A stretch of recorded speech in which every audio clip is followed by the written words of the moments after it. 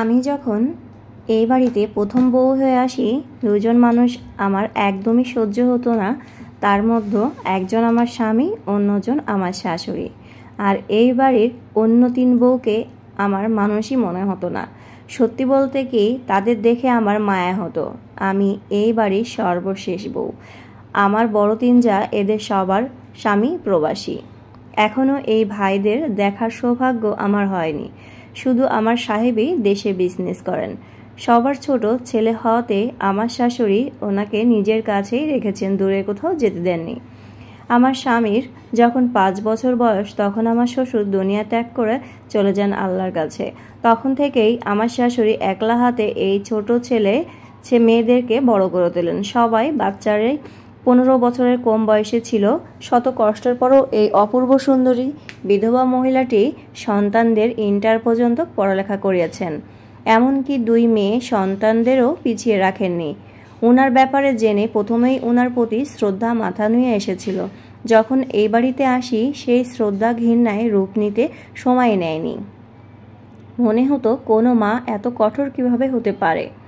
একমাত্র আমার সাহেবই উচ্চশিক্ষিত এবং দেশে বিজনেস করেন। ভাইদের টাকায় বিজনেস করে দেশের সম্পদের পাহাড় গড়েছেন। এখন উনি বিজনেসের ব্যাপারে আবেগহীন পাক্কা একজন ব্যবসায়ী। তবে এদের মধ্যে একটা জিনিস বেশ ভালো লাগে, এরা ভাইয়ে ভাইয়ে প্রচণ্ড মিল।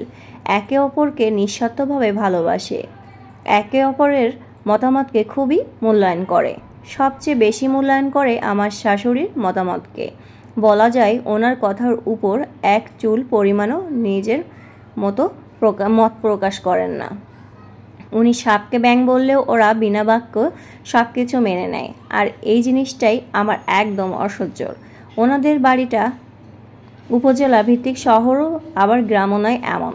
প্রায় শহরের ছোঁয়া লেগেছে, কিন্তু আশেপাশে গ্রামের ছোঁয়াটাও আছে। এই বাড়িটা আমার কাছে আর এক অদ্ভুত মনে হয়। বিশাল বড় বাউন্ডারি, কি নেই এতে। মাঝারি সাইজের পুকুর, পুকুরের চারিপাশে বেশ উঁচু বাউন্ডারি ওয়াল।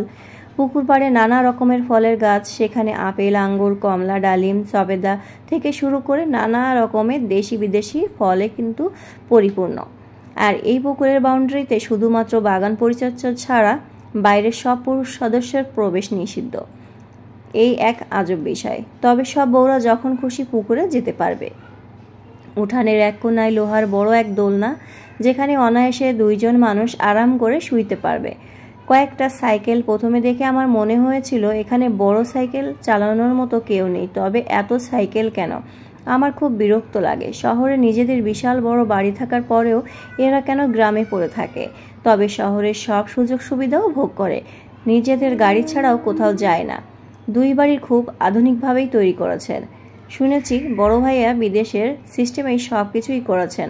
আর আমি অনার্স 3rd ইয়ারে পড়া অবস্থায় বাবা আমার পড়ালেখার আমার মতামতের কোনো তোয়াক্কা না করে এই বাড়িতে আমার বিয়ে ঠিক করেন।